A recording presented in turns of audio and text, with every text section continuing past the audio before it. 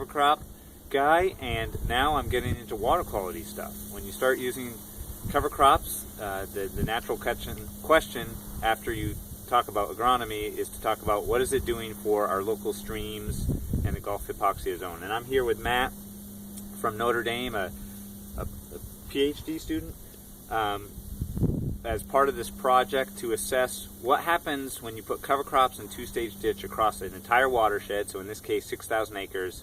And today we're looking at what are you really sampling for in the water. So Matt, what are you sampling and how often are you sampling? So we're out here every 2 weeks taking nutrient and basic water quality measurements.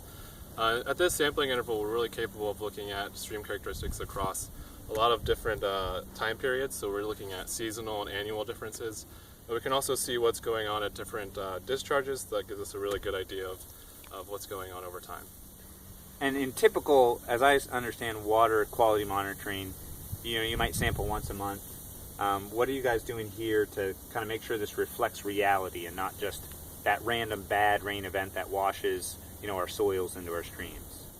Again, so since we're out here every 2 weeks, we're really able to capture all of these different events, even at some of these more significant events, and then again at base flow.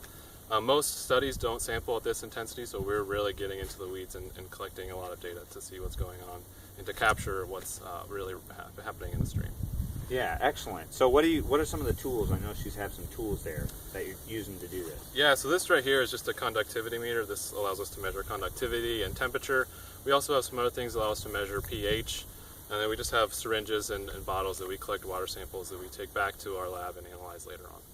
All right, so you're looking at like nutrients, phosphorus, nitrogen, those kinds of things.